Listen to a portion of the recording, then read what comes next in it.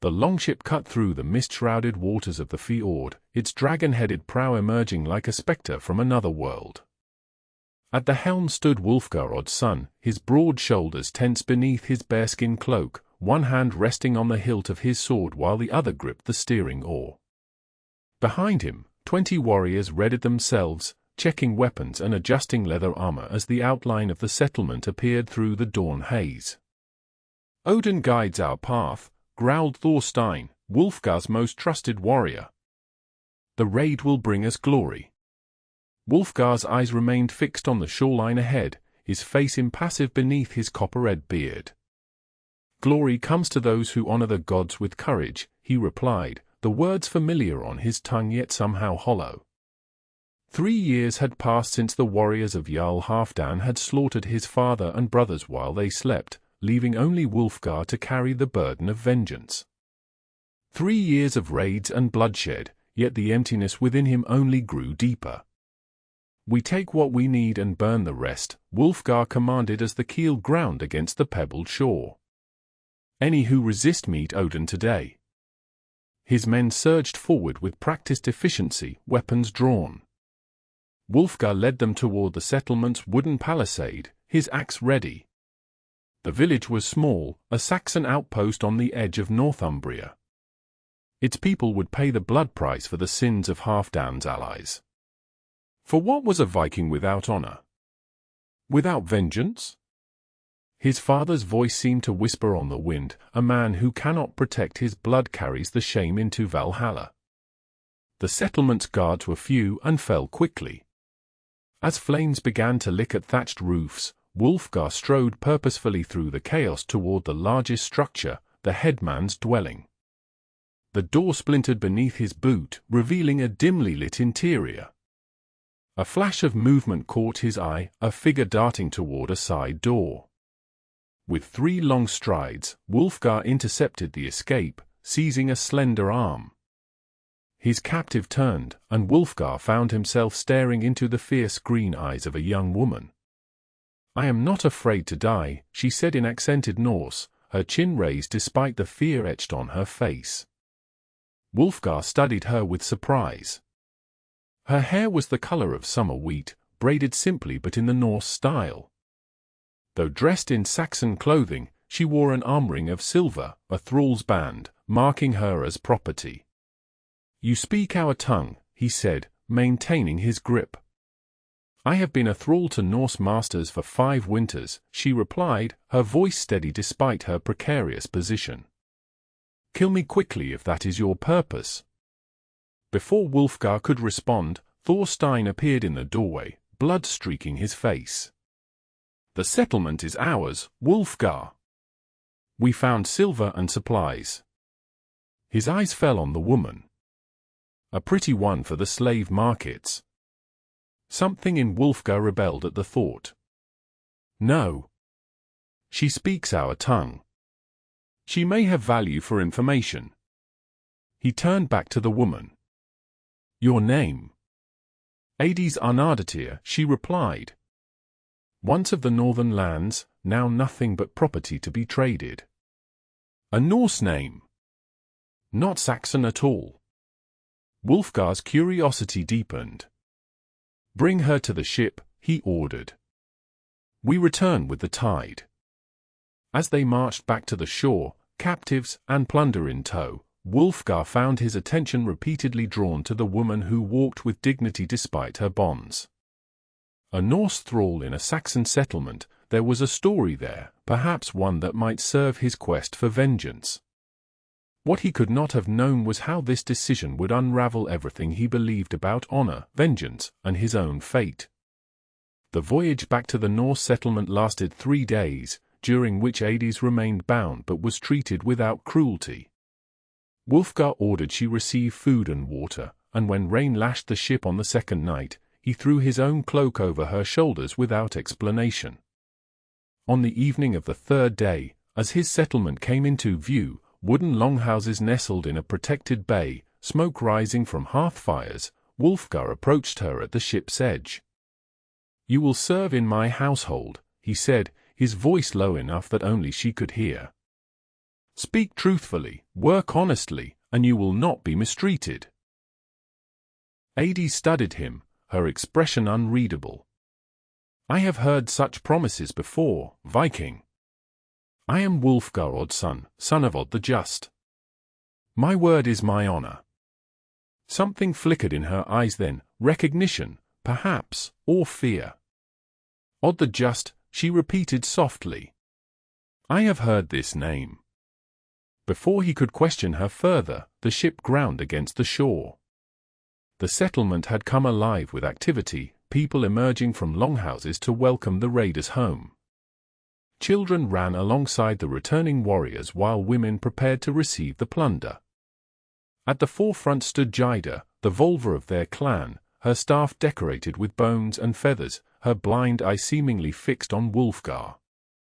The ravens of Odin have watched your journey, she called as he approached, her voice carrying the weight of prophecy. You have brought more than plunder to our shores today. Wulfgar inclined his head respectfully but said nothing. The seeress had always unsettled him with her riddled speech and claims of visions. That night, as the hall filled with celebration, Wulfgar sat in his father's high seat, watching his people feast on the bounty of the raid. Horns of mead passed from hand to hand, and skalds began composing verses about their victory. Yet he found no joy in it. Each raid, each death, brought him no closer to peace. Eydis moved quietly among the thralls, serving food under the watchful eye of Hilda, the household's head thrall. When she approached Wulfgar's table, he gestured for her to pour his mead, then spoke quietly. You recognized my father's name. How? She hesitated, her eyes darting to the revelers around them. It is not my place to speak of such things. I make it your place, he replied, his voice firm but not unkind. Speak freely without fear of punishment. Eydis set down the pitcher. Your father was known even among thralls as a fair man. It was said he once freed a thrall who saved his youngest son from drowning. She paused. It was also said he refused to join in raids against settlements that had shown honor in previous dealings, even when those raids were led by Jarl Halfdan. Wulfgar's hand tightened around his horn. And what do you know of Halfdan? Only what is whispered among thralls. That he slaughtered your family while they slept, breaking all laws of honor. That you alone survived. Her eyes met his directly. And that you have sworn a blood oath to kill him and all who stand with him. The hall seemed to fade around them as Wulfgar stared at this thrall who spoke dangerous truths. You know much for one who serves. Those who serve hear everything, Lord. We are furniture in the eyes of free folk, present but unseen. A call from across the hall broke their exchange. Eydis stepped back, resuming her duties. Wulfgar watched her move among the tables, her back straight despite her status, her eyes observant and intelligent. Later that night, when most had collapsed into drunken sleep on benches or retreated to their homes, Wulfgar sat alone by the dying embers of the central hearth. Footsteps approached Eydis, the Wulfgar, her blind eye somehow finding him in the darkness. The thrall woman carries fate with her, the seeress said without preamble. Wulfgar sighed. I have no patience for riddles tonight, Eydis. Not riddles. Truth. The old woman settled beside him, her gnarled hands extended toward the fire's warmth. I have cast the runes. The woman from the Saxon settlement is bound to your Wyrd, Wulfgar Oddson. She stands at the crossroads of your vengeance and your redemption. She is just a thrall, he insisted. Eydis's laugh was dry as autumn leaves. No one is just anything in the eyes of the Norns who weave our fates. You brought her here for a reason, though you know it not. I brought her because she speaks our tongue and might have useful information. Did you? The Wulfgar smiled mysteriously. Or did the gods guide your hand? 3 winters has your heart been frozen with thoughts of vengeance, Wulfgar. Perhaps it is time for the thaw. With that cryptic pronouncement, she rose and departed, leaving Wulfgar alone with thoughts more turbulent than the stormy seas. The days that followed settled into a rhythm.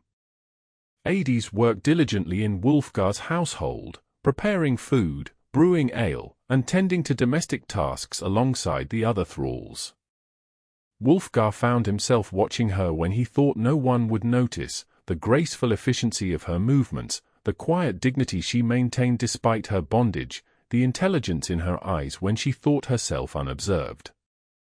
One morning, as he returned from training with his warriors in the fields outside the settlement, he found Eydis alone in the main room of his longhouse, grinding herbs with a mortar and pestle. "Those are healing herbs," he noted, recognizing the distinctive scent of yarrow and angelica. She nodded without pausing her work. "Hilda's joints pain her in the damp weather. This poultice will ease her suffering. You have knowledge of healing." "My mother was a healer before." She trailed off, then resumed her grinding with more force. "Before raiders came to our village when I was 13 summers old. Before I became property to be traded like a pot or a sword." The bitterness in her voice stirred something in Wulfgar, not anger at her impudence, as might be expected, but a disquieting sense of shame. "Were you taken by Halfdan's men?" he asked quietly. Eydis set down the mortar and looked directly at him. "No. I was taken by men like you, Wulfgar Oddson. Men who believed their honor required them to take what belonged to others." Her words struck like a blade between his ribs. Before he could respond, she continued, her voice lower but no less intense. "I have served 3 masters before you. The first beat me until my back bore scars that will never fade. The second was kind but died of fever, leaving me to be sold again. The third traded me to the Saxon settlement for silver and weapons." She picked up the mortar again. "So you will forgive me if I find little comfort in promises of fair treatment. They are as changeable as the wind." Wulfgar stood silent, unaccustomed to such direct speech from a thrall.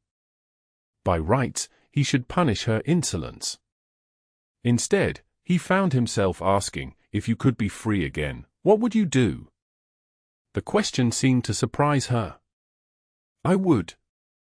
She hesitated.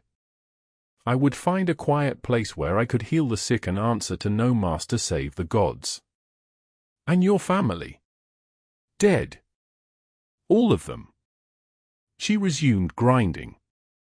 "The living have no time for ghosts, Lord. I learned that lesson well." Wulfgar nodded slowly. "Finish your work," he said, then turned to leave.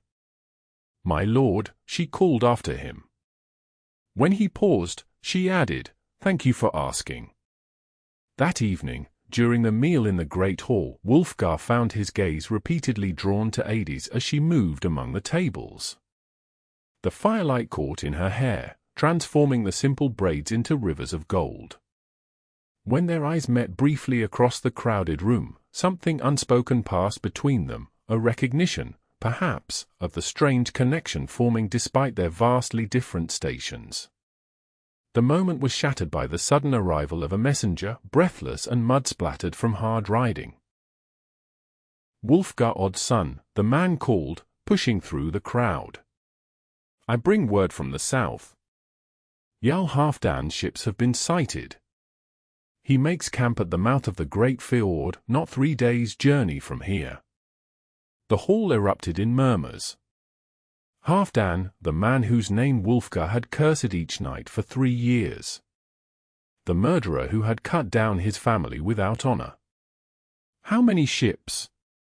Wulfgar demanded. 3 longships. Perhaps 60 warriors. Wulfgar rose from his seat, his voice carrying across the now hushed hall. "The gods deliver our enemy into our hands. We sail at first light. Let it be known to all that Halfdan's blood debt will be paid in full.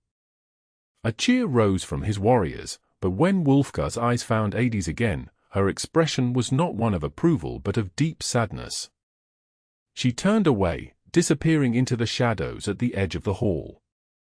That night, unable to sleep despite the journey ahead, Wulfgar walked along the shoreline, listening to the rhythmic wash of waves against the pebbled beach. The moon cast a silver path across the dark waters, and in its light, he saw a solitary figure, Eydis, her hair unbound, staring out at the sea. He approached slowly, making no attempt to disguise his footsteps. She tensed but did not turn. "You should be resting before tomorrow's departure," she said when he came to stand beside her. "As should you before tomorrow's duties." "I find peace in the night sea," she replied. "It reminds me that some things remain beyond the control of men, no matter how mighty they believe themselves to be." Wulfgar studied her profile in the moonlight. "You disapprove of my vengeance." "It is not my place to approve or disapprove of my master's actions." "Speak freely, Eydis." "Here, with no ears to hear but mine and the gods." She turned to face him then, her expression solemn. "I have seen what blood feuds bring, Wulfgar Oddson. They are serpents that devour their own tails. Each death demands another, until entire families, entire villages lie in ashes." She gestured toward the dark horizon. "Will killing Halfdan bring your father back? Your brothers? Or will it simply add more ghosts to haunt your dreams?" Her words stirred anger in him, not because they challenged his honor, but because they echoed doubts he had buried deep within his own heart. "You know nothing of honor or the debt I owe my family. I know that your father was called the Just. Would a just man want endless bloodshed in his name?" Wulfgar stepped closer, his voice low and intense. "And if it were your family slaughtered? Your mother and father cut down while they slept? Would you counsel peace then?" Eydis did not retreat from his advance. "I did lose my family, Wulfgar. Not to Halfdan, but to men pursuing honor and glory and wealth. I have spent 10 years as a thrall because of such men." Her voice softened. "Yet if killing them would bring my family back, I would do it without hesitation. But it would not. Nothing can." They stood in silence, the weight of their words hanging between them like a physical presence. Finally, Wulfgar spoke. "Why do you speak to me this way?" "No thrall would dare." "Perhaps because I see something in you that you yourself have forgotten," she replied. "Beneath the vengeance and the pain, I see a man who questions the path he walks. A man whose father was known for justice, not merely blood." Before Wulfgar could respond, Eydis stepped back. "I have spoken too freely. Forgive me." She turned to go, but Wulfgar caught her arm gently.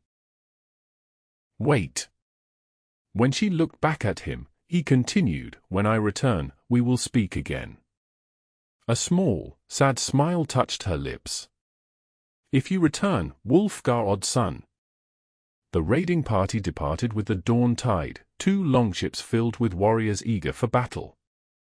Wulfgar stood at the helm of the lead ship, his mind filled not with thoughts of the coming conflict, but with Eydis's words from the night before. For 3 days they sailed, following the coastline south toward the place where Halfdan's ships had been spotted. On the evening of the 3rd day, they made camp on a small, sheltered island, close enough to their quarry to strike at dawn but far enough to avoid detection.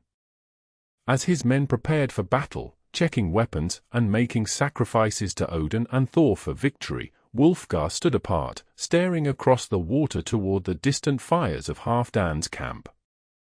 "Your thoughts are troubled, Wulfgar," said Thorstein, approaching to stand beside him. "I have not seen you so distracted before a battle." Wulfgar sighed. "Do you ever wonder if our fathers would recognize the men we've become, Thorstein?" His friend considered this. "My father died with an axe in his hand, raiding a Frankish settlement. He would understand our path well enough.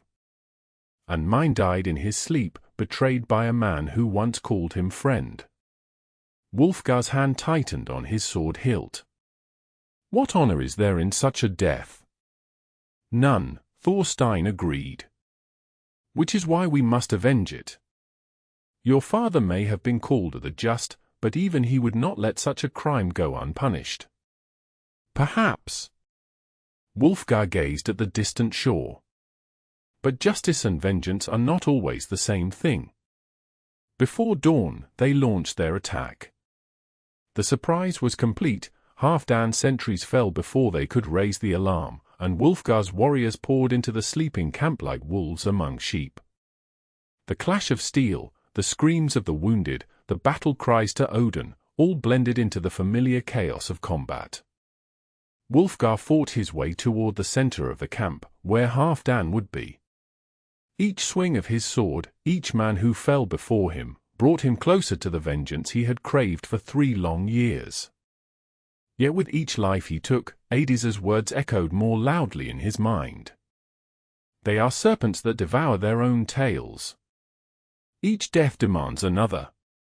He found Halfdan emerging from his tent, sword in hand, rallying his men. The Jarl was older than Wulfgar remembered, grey streaked his once dark beard, and lines of age framed his eyes. Yet he stood ready, his blade steady. Wulfgar Oddson, Halfdan called, recognition dawning. Come to join your father and brothers at last. I come to send you to hell, Wulfgar growled, advancing. They met in a clash of steel, their blades ringing in the early morning air. Halfdan fought with the skill of long experience, but Wulfgar had youth and righteous fury on his side. Around them, the battle continued, but for these two men, the world narrowed to their deadly dance. Your father was a fool, Halfdan spat between blows. He stood against me when I would have made us rich beyond measure. He stood against dishonorable raids on peaceful settlements, Wulfgar countered, parrying a thrust. He stood for justice. Halfdan laughed harshly. Justice? There is no justice in this world, boy, only power and those too weak to seize it. Their swords locked, bringing them face to face.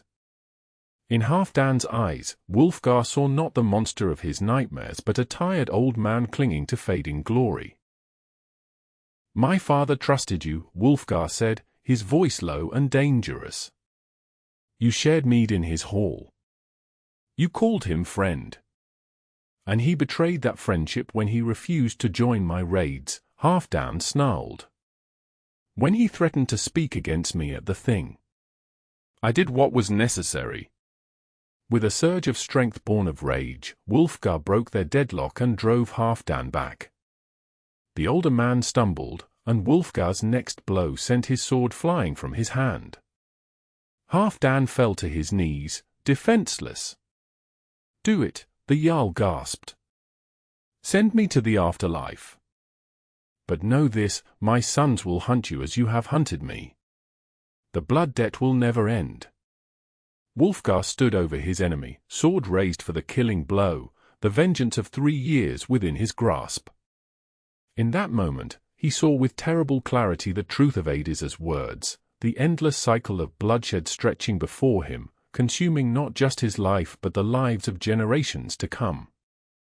Would a just man want endless bloodshed in his name? His father's face rose in his memory, not as the bloody corpse he had discovered that terrible morning, but as the man who had taught him that true strength lay in wisdom, not merely in the swing of a sword. Wulfgar lowered his blade. Your life is forfeit, Halfdan, he said, his voice carrying across the now quieting battlefield. But I will not take it. Instead, you will come before the thing to answer for your crimes against my family and our laws. Let justice be done in the sight of gods and men. Halfdan stared up at him in disbelief. You would let me live? After all this time? I would let justice prevail, Wulfgar replied. As my father would have done. The journey back to Wulfgar's settlement was tense, with Halfdan and his surviving warriors bound as captives. Thorstein and several others had questioned Wulfgar's decision, but none challenged it openly.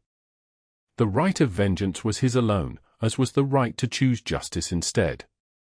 Word of their return spread quickly through the settlement.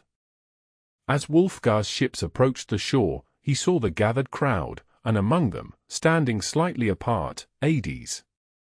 Even at a distance, he could feel the intensity of her gaze. The captives were secured in a storehouse under guard to await the Thing's judgment.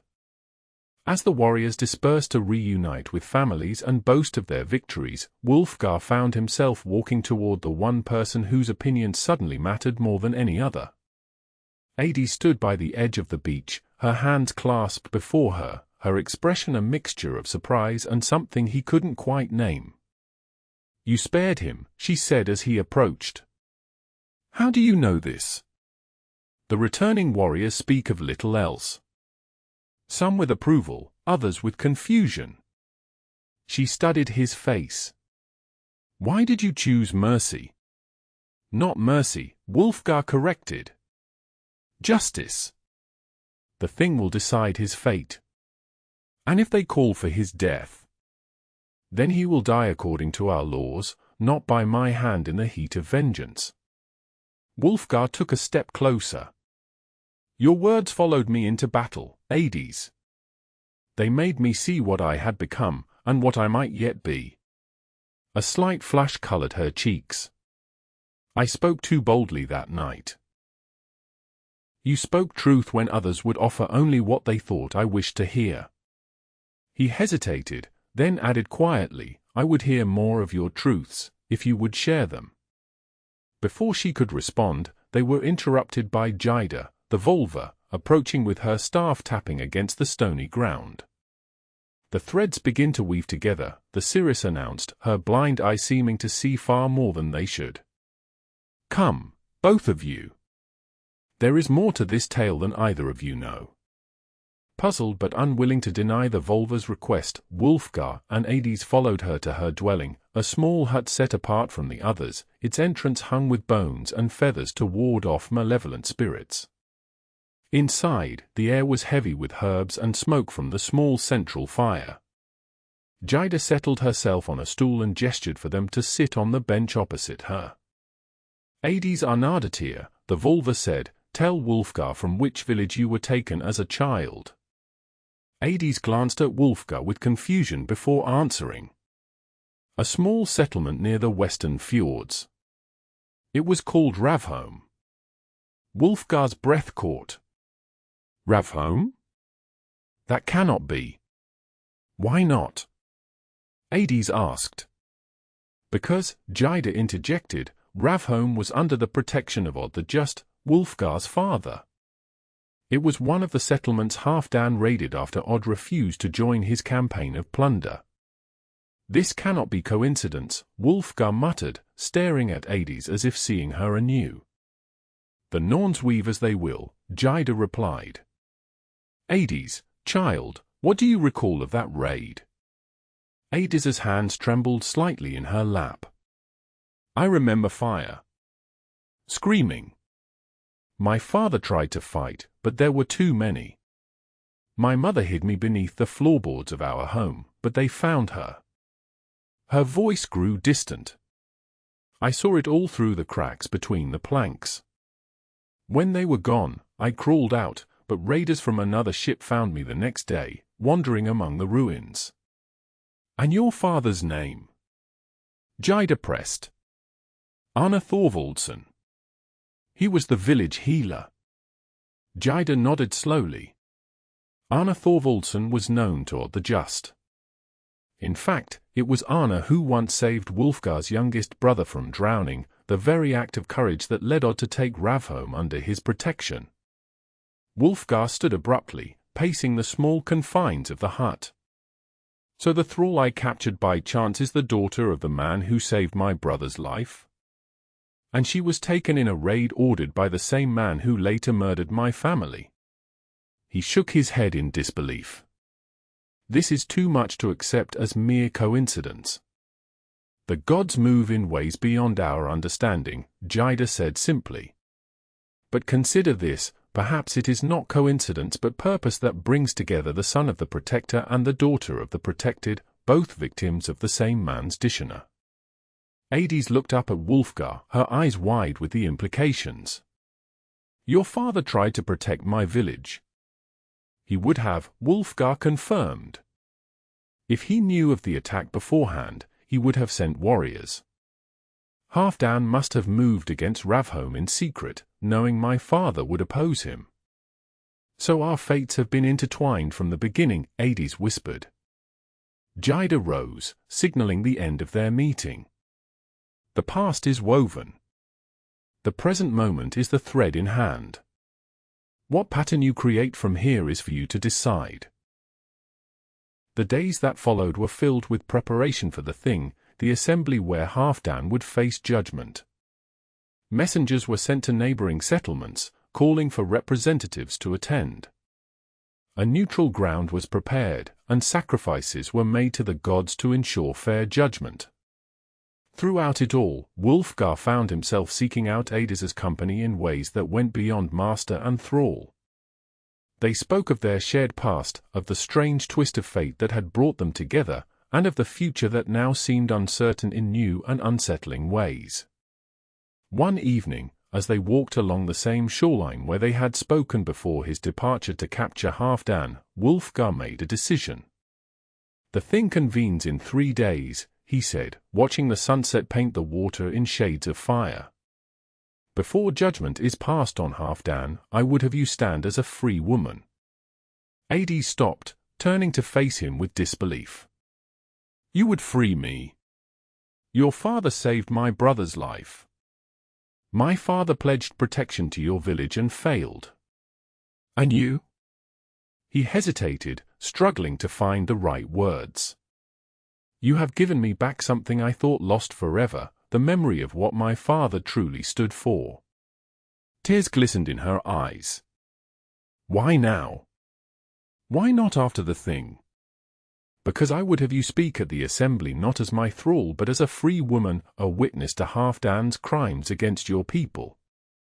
Your testimony may help ensure justice is served. Eydis studied his face in the fading light. And after the thing? What then? That would be for you to decide, Wulfgar replied softly. You once said if you were free, you would find a quiet place to heal the sick and answer to no master save the gods. That path would be yours to take. And if I chose a different path, she asked, her voice barely above a whisper. Wulfgar took a step closer, close enough to see the flecks of gold in her green eyes. What other path would you consider? Instead of answering with words, Eydis reached up to touch his face, her fingers tracing the line of his beard with a gentleness that made his heart race. In that touch was a question, and in his response, covering her hand with his own, was an answer. Under the witness of the setting sun and the emerging stars, their lips met in a kiss that defied the boundaries of thrall and master, of past griefs and present uncertainties. It was a beginning written in a language neither had expected to speak. The next morning, before the assembled household, Wulfgar formally removed the thrall's arm ring from Eydis's wrist. The ritual was simple but binding, a declaration that she was free, with all the rights of a free woman. Some in the household muttered about the foolishness of freeing a valuable thrall, but none dared question Wulfgar's decision openly. Word spread quickly through the settlement. A Jarl freeing a thrall was unusual enough, but the rumors of affection between them caused even more talk. By the time representatives from neighboring settlements began arriving for the thing, the story had grown to include divine intervention, ancient prophecies, and the direct hand of Freya in bringing them together. The thing convened on the 3rd day, in a circular clearing marked by standing stones. Halfdan stood bound in the center, flanked by guards. Around him gathered the representatives of 7 settlements, including Jarls, respected warriors, and those with knowledge of the law. Wulfgar spoke first, laying out the charges against Halfdan, not only the murder of his family but the unauthorized raids against protected settlements, including Ravholm. When he finished, he called forth his first witness. Eydis stepped into the circle, dressed not in the simple garb of a thrall but in a blue wool dress with a brooched apron over it, clothing provided by Jida to mark her new status. Around her neck hung a small pendant of amber, Wulfgar's gift upon her freedom. "I am Eydis Arnardatyr," she began, her voice clear and steady. "Daughter of Arnar Thorvaldson of Ravholm. 10 winters ago, raiders came to our village in the night. They killed without mercy, took what they wanted, and burned what remained." She described the raid in detail, the men she had seen, the words they had spoken, the manner in which they had conducted themselves. And then she delivered the crucial testimony. "Before he died, the leader of the raiders spoke to my father. He said, 'Odd the just cannot protect you now.' I remember these words clearly, for they made no sense to me then. Only now do I understand their meaning." A murmur went through the assembled leaders. Halfdan, his face twisted with rage, shouted, "She lies! This thrall speaks falsehoods to please her master." "I am no thrall," Eydis replied calmly. "I stand before you as a free woman, speaking truth before gods and men." More witnesses followed, warriors who had served Halfdan and now sought to save themselves by revealing his crimes, traders who had seen the aftermath of his unauthorized raids, even one of Wulfgar's own men who had been present when Halfdan's true nature was revealed during their recent confrontation. As the sun began its descent, the Jarls and law-speakers conferred. The judgment, when it came, was unanimous. Halfdan was guilty of murder, of breaking the peace, of violating the protection extended by a respected Jarl, and of bringing dishonor to all who followed the old ways. The sentence was death, not a quick one by the sword, but the blood eagle, a ritual sacrifice to Odin reserved for the most dishonorable crimes. As Halfdan was led away to await his execution at dawn, Wulfgar found Eydis standing apart from the crowd, her expression troubled. "You do not approve of the sentence," he observed, coming to stand beside her. "I have seen enough death," she replied. "Even his brings me no joy." Wulfgar nodded slowly. "Nor me. But it brings an end. His sons have renounced him, having heard the evidence of his crimes. They have sworn peace with us to avoid sharing his fate. The blood feud ends with him. And what begins in its place?" Eydis asked, turning to face him fully. Wulfgar took her hands in his. "That is what I came to ask you. You are free now, Eydis Arnardatyr.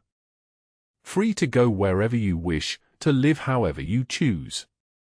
And if I choose to stay, then I would ask you to stay not as a thrall, not even merely as a free woman in my household, but as my wife." The words came more easily than he had expected. "If you would have me." Eydis's eyes widened. "A Jarl wedding a former thrall? Your people would not accept it." "Some would not," he acknowledged. "Others already see what the gods have woven between us. And I am Jarl enough to make my own choice in this. And what of the blood that stains both our pasts? The grief we have carried. Perhaps that shared grief is what allows us to understand each other." Wulfgar's thumb traced gentle circles on her palm. "You once told me the living have no time for ghosts. I think perhaps what you meant is that the living must find a way to honor their dead while still embracing life." Eydis smiled then, a full and genuine smile that transformed her face. "For a warrior, you have a poet's heart, Wulfgar Oddson. Is that a yes?" Instead of answering, she rose on her toes and pressed her lips to his, a kiss far less hesitant than their first, a kiss of decision and promise. The wedding took place with the summer solstice, when the sun barely dipped below the horizon before rising again. It was a time of celebration, of fertility, of new beginnings, a fitting moment for their union. Eydis wore a crown of flowers in her hair and a gown of the finest wool, dyed blue and embroidered with symbols of Freya. Around her neck hung not only the amber pendant Wulfgar had given her but also a gold necklace, the traditional bride's gift. Wulfgar stood tall in his finest clothing, his beard neatly trimmed, his eyes never leaving Eydis as they spoke their vows before the assembled community. Jida presided, invoking the gods to bless their union and prophesying prosperity and strong children. Not all approved. There were those who muttered about inappropriate matches and the dilution of noble bloodlines. But they were a minority, their voices drowned out by the general celebration.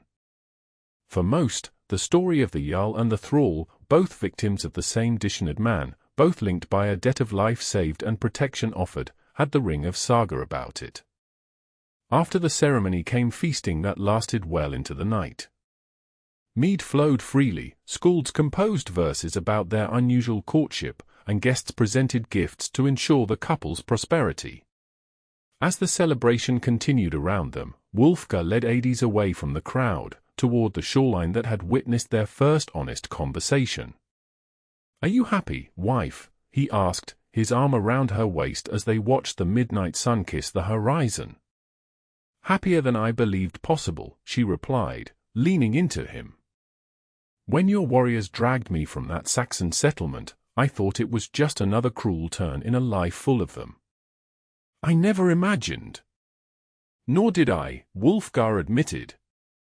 "I sought only vengeance, not healing. I looked for enemies, not allies."